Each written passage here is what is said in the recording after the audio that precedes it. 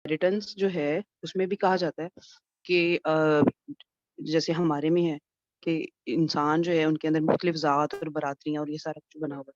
तो ये है हमारी जेनेटिक्स इनहेरिटेंस के ऊपर बेस्ड इंसानों की ग्रुपिंग हुई है और उनको उनके मुताबिक ही देखा जाता है। जैसे अगर इनकेस बट हैं तो नेचुरली हमारे ज़हन में एक प्री प्रोग्राम्ड होता है कि ये लंबे ऊंचे ही होंगे और ये इस तरह से होंगे। हर जो ज़ात और बरादरी है उसके बारे में अलग-अलग जो है वो राय रखी जाती है। ठीक है? ये है दोनों नेचर वर्सेस नर्चर, यानी एक वो चीज़ जो कुदरत में है और एक वो चीज़ जो एनवायरनमेंट में। एक जो हम अपने पेरेंट्स से लेके पैदा होते हैं और फिर हम किस एनवायरनमेंट में पल रहे हैं। जैसे आपको मैंने बताया था कि एक बीज है ना, बच्चा एक सीड की तरह ही होता है। उसके अंदर उसने क्या बनना है, उसने सेब का दरख्त बनना है, उसने माल्टे का दरख्त बनना है, उसने क्या बनना है, वो उसके अंदर उस सीड के अंदर है। आपने उसको ज़मीन में हम मुख्तलिफ बीज दबाते हैं, तो जो माल्टे का उसमें से माल्टा ही निकलेगा, जो उसका है सेब का है उसमें से सेब ही निकलेगा, ठीक है ना? तो वो चीज़ें इनहेरिट है, सीड अपने अंदर इनहेरिट लेके हुआ है। लेकिन अब उसको एनवायरनमेंट उसको चेंज नहीं कर सकती। एनवायरनमेंट ये है कि हम उसको पानी और चीज़ें इस तरह की दें, जो उसकी नरिशमेंट कर सकें। लेकिन उसके अंदर जो उसने बनना है ना, वो उसके अंदर वो लेके आया अपनी जीन्स। इसमें से क्या पौधा निकलेगा? ठीक है।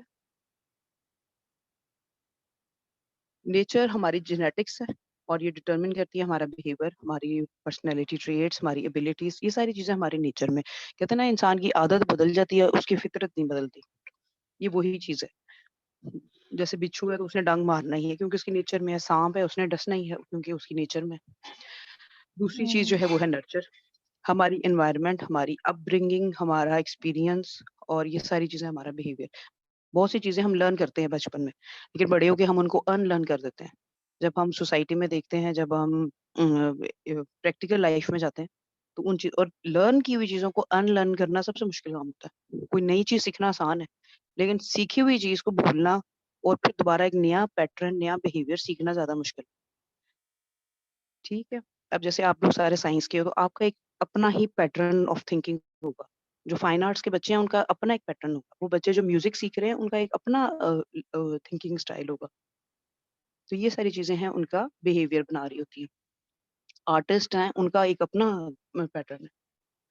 ओंटोजेनी क्या है? ओंटोजेनी वो प्रोसेस है जिसमें इंडिविजुअल चेंज करते हैं और डेवलप करते हैं throughout their life span. Ontogeny में जो है वो अ, इंसान को स्टडी किया जाता है स्टार्ट फ्रॉम द बिगिनिंग, जब वो एक एग था, एक सेल की स्टेज में और वहाँ से उसकी डेवलपमेंट हुई और कहाँ पे एंड उसका हुआ। जैसे आप लोग डेवलपमेंटल बायोलॉजी पढ़ते हो, तो वहीं से यस स्टार्ट मैम। करते हो ना एग से और यस। फिर फर्टिलाइज़ेशन हुई और फिर ये हुआ और सारा कुछ, ठीक है? तो ये सारा प्रोसेस है ओंटोजेनी का।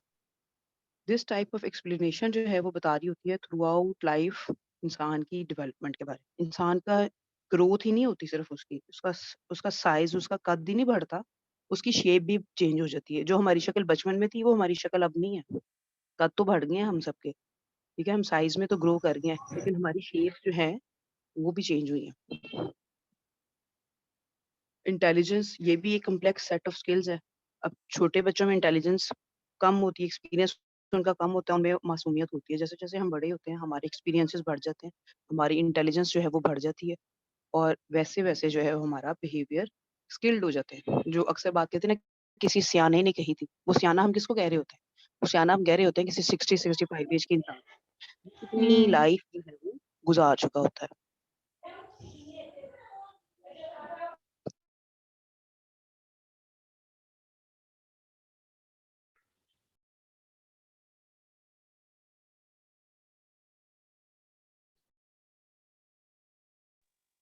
उनको हम कह रहे होते हैं कि ये सयाना है, ठीक है?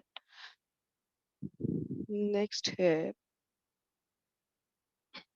अच्छा, इसमें हमने अब साइंस जो है ना, साइंस गॉसिप्स पे नहीं होती है कि एक ओपिनियन है क्योंकि मेरी ये ओपिनियन है तो इसको थ्योरी बना दिया जाए और इसकी वो ना साइंस की किताब में लिख दिया जाए। बाकी सब्जेक्ट जो हैं उनमें मैं नहीं कहती हूँ, लेकिन मोस्टली ओपिनियंस और इस तरह की चीज़ों में आ जाते हैं, ठीक है? जो साइंस है ना वो पर्टिकुलरली उसमें फैक्ट्स जो हैं उनको ही माना जाता है और वो ही पार्ट ऑफ सिलेबस बनते हैं, जिन चीज़ों के ऊपर एक्सपेरिमेंट होता है। तो इसमें उन्होंने एक जो फिश मॉडल है और उसको यूज़ किया था स्टिकलबैक फिश के अंदर एग्रेशन के लिए। तो ये इसमें स्टिकलबैक जो है ना, ये अपनी टेरिटरी बनाते हैं। जितने भी एनिमल्स हैं, इनके अंदर ये बड़ी इंपॉर्टेंट है कि ये ना अपनी टेरिटरी बनाते हैं और उसमें इनकी फीमेल रहती है जो कि एग ले करती है। इसमें ये इसकी टेरिटरी है। अब उसकी टेरिटरी के आस-पास उसने देखा कि रेड बेली जो है फिशेज़ हैं और उनकी रेड बेली है और वो भी आ रही हैं। तो उसने उनको अटैक कर दिया। और जो दूसरी जिनकी सोलन बेली है, यानी जो थोड़ा हल्की सी ग्रेइश ग्रीन कलर की है जिनकी बॉडी, तो इसका मतलब है वो फीमेल्स हैं। उनको वो अटैक नहीं करते थे। लेकिन मेल्स उनके लिए पोटेंशियल थ्रेट था, क्योंकि वो उनकी टेरिटरी थी, वहाँ पर उनकी फैमिली रह रही है। मेल जो स्टिकलबैक्स मेल फिशेज़ जो हैं, और ये अपनी टेरिटरी को प्रोटेक्ट करना, ये भी इन नेचर है। चाहे वो हम एनिमल्स में देख लें, चाहे हम ह्यूमन्स में देख लें, जैसे हमारे फादर्स होते हैं, हमारे ब्रदर्स होते हैं, हस्बैंड्स होते हैं, तो इनमें ये भी इन नेचर है।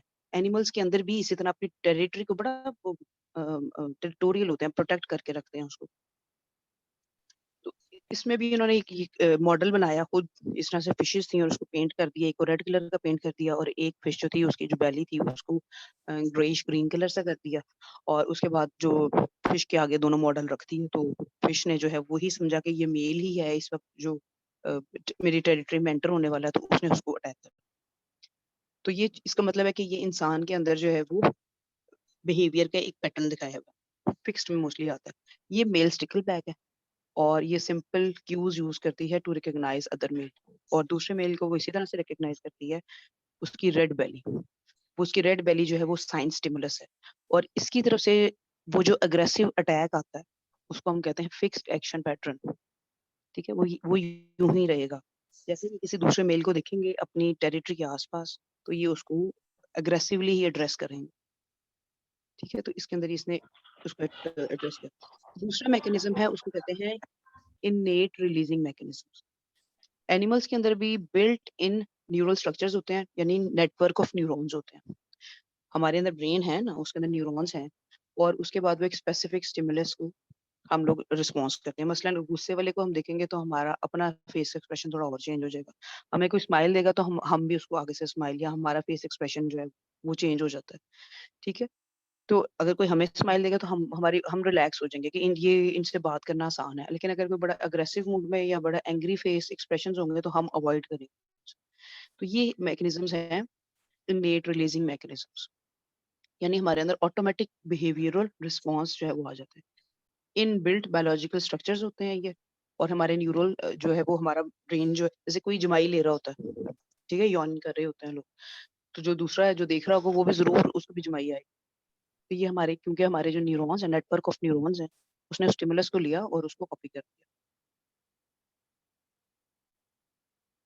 अच्छा, इसके बाद है इन्नेट रिलीजिंग मैकेनिज़्म्स जो हैं वो काम किस तरह से करते हैं। बायोरिदम्स होते हैं, हार्मोन्स होते हैं, कोई साइन स्टिमुलस होते हैं, कोई भी हो सकता है साइन स्टिमुलस।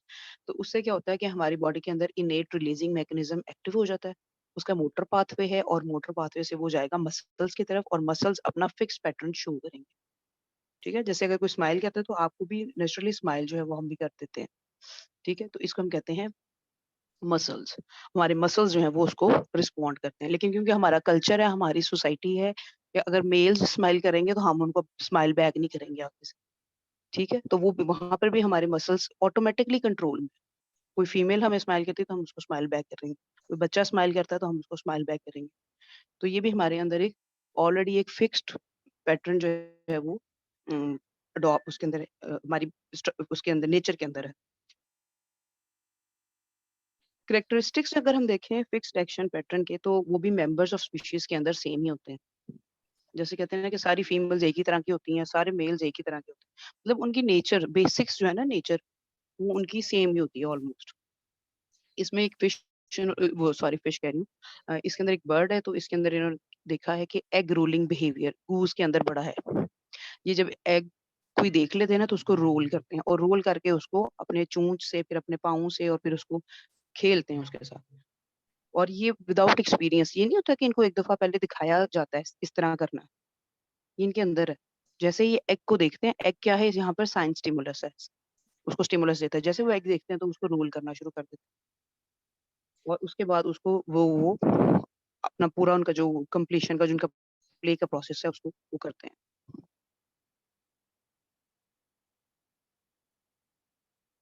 अनदर टर्म है उसका नाम है इन्नेट। इन्नेट बिहेवियर्स वो बिहेवियर्स हैं जो हमारे अंदर नेचुरली प्रेजेंट होते हैं। ठीक है? जैसे ह्यूमन आई कलर है, इसके ऊपर भी बहस है कि ह्यूमन आई कलर हमारे उसके अंदर होती है जेनेटिक्स में। अगर फादर की आंखें ग्रीन है तो मोस्ट प्रोबेबली या ग्रे हैं या ब्लू हैं तो बच्चों की भी होंगी, या मदर की अगर ग्रीन, ब्लू, ग्रे कुछ भी है तो बच्चों की भी होंगी। लेकिन अब स्टडीज हैं कि कुछ एनवायरमेंटल फैक्टर्स जो हैं वो इन्फ्लुएंस करते हैं बच्चे की आई कलर को। ज़रूरी नहीं कि उसकी जेनेटिक्स में ही, ठीक है? तो ये इनेट बिहेवियर पे भी अब बहस चल रही है कि एनवायरमेंटल इन्फ्लुएंसेस जो है वो भी इसमें करते हैं। सम साइंटिस्ट हैं उन्होंने भी टर्म की थी fixed development of specific behavioural patterns के लिए कि इनेट बिहेवियर जो है वो भी अंडर इन्फ्लुएंस है ये जो हमारे एक्सटर्नल फैक्टर्स हैं उसके। अब यहाँ पर ये इनेट बिहेवियर है, ये अभी स्कूल नहीं जाता, ठीक है, जिसने ये रेड कैप पहनी हुई है। और जो दूसरा है वो लर्न्ड है, एक्वायर्ड है, इंसिडेंटल, एक्सीडेंटल, कंडीशनड हुआ है, मेडिटेटेड है, फॉरेन, एडवेंटिशियस है और एक्सट्रेनियस है। ठीक है? अब जो है वो उसने सीख लिया सारा कुछ। तो ये एक इनेट बिहेवियर है और दूसरा जो है वो उसके अंदर उसका लर्न्ड बिहेवियर है। दोनों के अंदर ये डिफरेंस है। अब जिनोम जो है, हम कहते हैं हमारी जेनेटिक्स जो है ना वो बिहेवियर को शेप करती है। ये एनिमल्स की हद तक वैसे सही बात है। वरना लोग पागल हैं कि वो ब्रीड देख के जो है वो डॉग्स लेते हैं या कैट्स लेते हैं तो वो सबसे पहले उसकी ब्रीड पूछते हैं, इसकी रेस क्या है? ठीक है? कोई ये कौन-सी नस्ल का है, ये किस तरह का है? क्योंकि उनका बिहेवियर उनकी जेनेटिक्स के ऊपर जो है उनकी जो जीन्स हैं उनके बिहेवियर के ऊपर इफेक्ट कर रही होती हैं। अच्छा, जीन्स अब बिहेवियर नहीं बनाती, जीन्स तो प्रोटीन्स बनाती हैं। जीन्स के अंदर एक कोडिंग है, वो कोडिंग हमने अपने पेरेंट्स से ली, अब हमारे दादा वो उनसे परदादा और उनके पीछे से हमारे पास वो एक कोडिंग आ गई है और हमारे जीन जो हैं, जीनोम जो है वो प्रोटीन बनाते हैं। और फिर उसके बाद हमारा जो है वो इवेंचुअल बिहेवियर पैटर्न जो है, वो एक फ्रेमवर्क जो बनता है वो किस एनवायरनमेंट में हम रहे हैं। जैसे एक बच्चा बहुत इंटेलिजेंट है लेकिन वो किसी ऐसी जगह पे रहा है जहाँ पे उसके स्किल्स को देखा ही नहीं गया या किसी ने रिकॉग्नाइज़ नहीं किया या उसको वैसा एनवायरनमेंट ही नहीं दिया गया, उसको स्कूल ही नहीं डाला गया, उसको प्रॉपर गाइडलाइन नहीं दी गई, तो उसकी इंटेलिजेंस खत्म हो जाएगी। लेकिन एक एवरेज बच्चा है लेकिन उसको एनवायरनमेंट अच्छा मिल गया, उसकी एजुकेशन पे बड़ी मेहनत हुई है, उसको बड़ा स्किल पॉलिश किया गया, तो वो बच्चा अ, आगे से इंटेलिजेंट हो जाएगा या वो ज़िंदगी में आगे कोई मैम काम आपकी करेगा। आवाज बहुत हल्की आ रही है। अच्छा, अब थोड़ा-सा ऊँचा बोलो।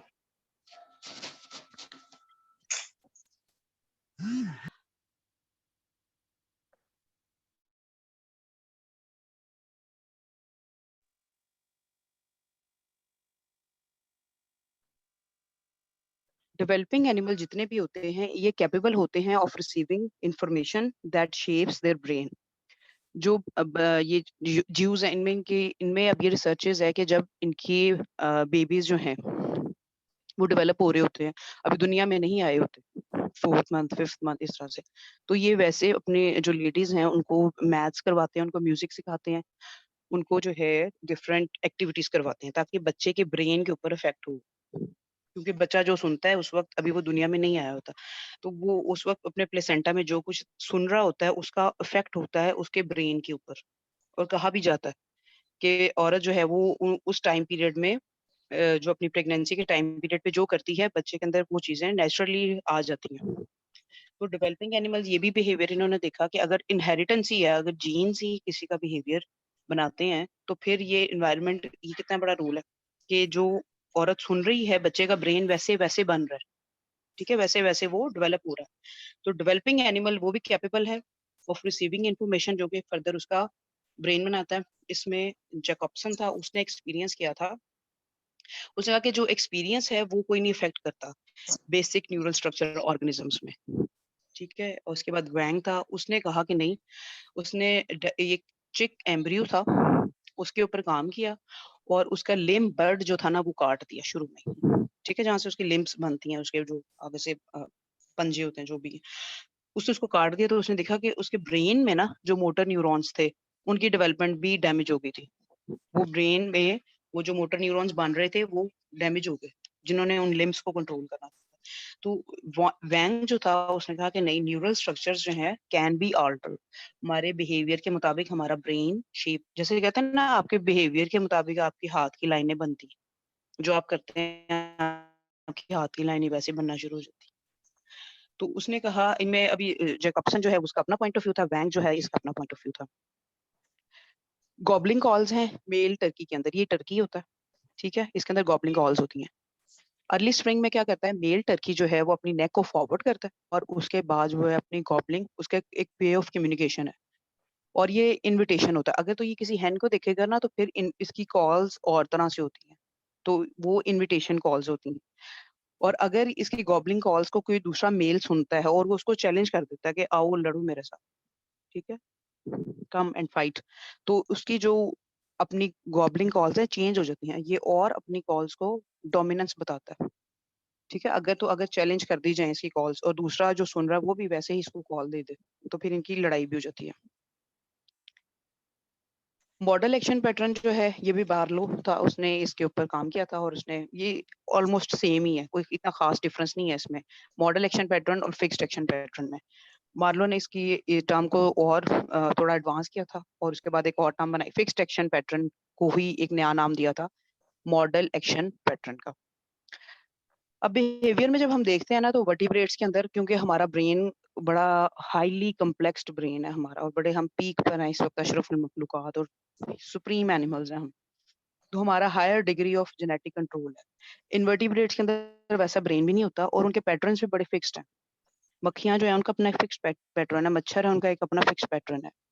और वर्टिब्रेट्स में भी अगर हम देखते हैं ना तो एम्फीबियंस को अगर हम देखें तो एम्फीबियंस ज्यादा स्टीरियोटाइप है। स्टीरियोटाइप का मतलब होता है कि एक आपकी ब्रेन की थिंकिंग है और आप उससे हटते नहीं, मैं कहता हूँ ऐसे होता है, ये चीज ऐसे ही होती है।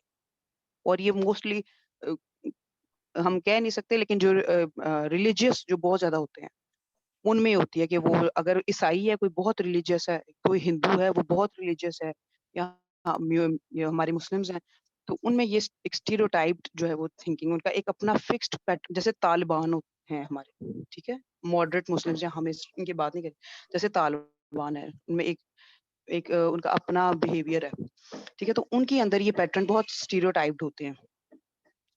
अगर हम ऑर्गेनिजम्स में भी देखें ना तो जैसे मैंने आपको पहले बताया था कि एम्फीबियन से ज्यादा स्टीरियोटाइप है एज कम्पेयर टू रेप्टाइल्स, और रेप्टाइल्स जो है वो ज्यादा स्टीरियोटाइप हैं, बर्ड्स कम है, और बर्ड्स ज्यादा ज्यादा स्टीरियोटाइप हैं, मैमल्स कम है।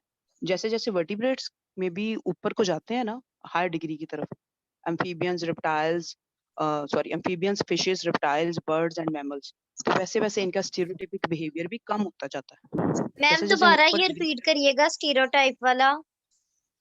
स्टीरियोटाइप बिहेवियर जो होते हैं ना फिक्स्ड बिहेवियर्स होते हैं, यानी जी कि जी बस ये जो मैं कह रहा हूँ ना या जो जो मेरा पॉइंट ऑफ व्यू है ये बिल्कुल ठीक है और बाकी सब गलत है, जी ठीक है, इसको कहते हैं स्टीरियोटाइप थिंकिंग, जी कि मैम इसमें थैंक किसी यू। दूसरे का पॉइंट ऑफ व्यू ना तो सुनना और ना उसको जी कभी जी उसके पॉइंट ऑफ व्यू से समझना, ठीक है, उसको कहते हैं जी मैम। स्टीरियोटाइप। ये इनवर्टिब्रेट्स जितने भी हैं ना उनके अंदर होता है कि वो फिक्स्ड होते हैं, जितने भी इनवर्टिब्रेट्स, मच्छर हो गया, मक्खी होगी वगैरह वगैरह, ठीक है, या दूसरे हो गए, ये सब फिक्स्ड है। वर्टिब्रेट्स जो है इनके अंदर उतने स्टीरियोटाइप नहीं है हमारे वर्टिब्रेट्स, लेकिन वर्टिब्रेट्स में भी अगर हम देखें ना तो fishes amphibians reptiles birds mammals हम पढ़ते हैं इसको, तो फिशेस जो हैं वो ज्यादा स्टीरियोटाइप्ड हैं, उनका बिहेवियर स्टडी करें as compare to amphibians. Amphibians ज्यादा ज्यादा स्टीरियोटाइप हैं as compare to reptiles, reptiles ज्यादा हैं एज कम्पेयर टू बर्ड्स और बर्ड्स ज्यादा हैं एज कम्पेयर टू मैमल्स। यानी जिस तरह से उनकी एक वो हायरार्की बनी हुई है ना, जैसे कि फिशेस जो हैं वो लो लेवल पे आएंगे और मैमल्स जो हैं वो सबसे पीक पर आते हैं, तो fishes amphibians reptiles birds mammals उनका बिहेवियर वैसे वैसे ही कम स्टीरियोटाइप हो जाता है। अब मैमल्स जो हैं वो कम स्टीरियोटाइप हैं, उनके अंदर वेरिएशन ज्यादा है, उनका बिहेवियर ऐसा नहीं है कि वो ऐसा है तो ऐसा ही हो, ठीक है, मैमल्स के अंदर वेरिएशंस हैं। एक शख्स एक स्टिमुलस हम किसी को दिखाते हैं ना तो हर इंसान का अलग-अलग उसका रिप्लाई आएगा या हर इंसान का रिस्पॉन्स जो है वो अलग-अलग आएगा उस स्टिमुलस को। जरूरी नहीं है कि वो एक स्टिमुलस दिखा दिए और सारे उसको एक ही तरह रिएक्ट करें, नहीं, हर इंसान जो है वो उसको अलग-अलग रिएक्ट करेगा। तो मैमल्स के अंदर ये है कि उनमें स्टीरियोटाइप कम होते हैं।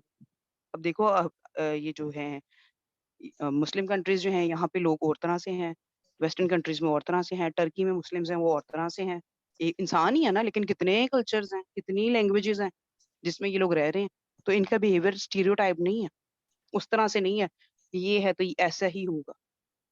मतलब कितने इतने-इतने कल्चर्स हैं, नॉर्म्स हैं, वैल्यूज़ हैं, एक रीजन से दूसरे अब ये हमारा इंडिया और पाकिस्तान में एक बॉर्डर का फ़र्क है। तो आप कदम रख के दूसरे बॉर्डर पे जाएँ तो आगे दुनिया ही बदल जाती। उन लोगों का खाना-पीना, उनका रहन-सहन, उनका बोलना-चालना, उनकी हर चीज़ डिफरेंट है। हम पाकिस्तान में हैं तो पाकिस्तान की बिल्कुल डिफरेंट है। यहाँ से थोड़ा-सा आगे चाइना के पास चले जाएँ तो चाइना वाले बिल्कुल ही डिफरेंट है। उनकी अपनी एक फूड है, उनका अपना ही उठना-बैठना, उनका अपना खाना-पीना, अपना फिक्स पैटर्न है उनका। ठीक है, जिसके ऊपर वो चलते हैं। तो इंसानों के अंदर जो स्टीरियोटाइप बिहेवियर है ये कम है। इनके अपने-अपने कल्चर्स हैं, नॉर्म्स हैं, सोशल वैल्यूज़ हैं और ये इसको जो है वो इस पे चल रहे होते हैं। क्लासिफिकेशन अच्छा एक्सपीरियंस और प्रैक्टिस ये भी बड़ी इंपॉर्टेंट चीज़ है, कि एक तो हमारा बिहेवियर जो है वो जेनेटिक्स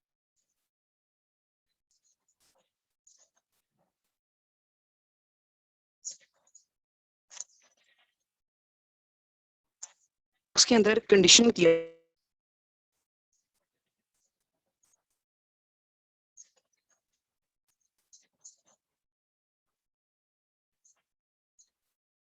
वैसा कंडीशन हो जाए। तो डॉग्स के अंदर जो था वो क्या हुआ था, जैसे ही उसको बेल जो है वो सुनाई देती थी, तो वो उसको क्या करता था, जैसे उसको अपनी बेल सुनाई देती थी तो वो उसके मुँह से सलाइवा जो है वो निकलना शुरू हो जाता था।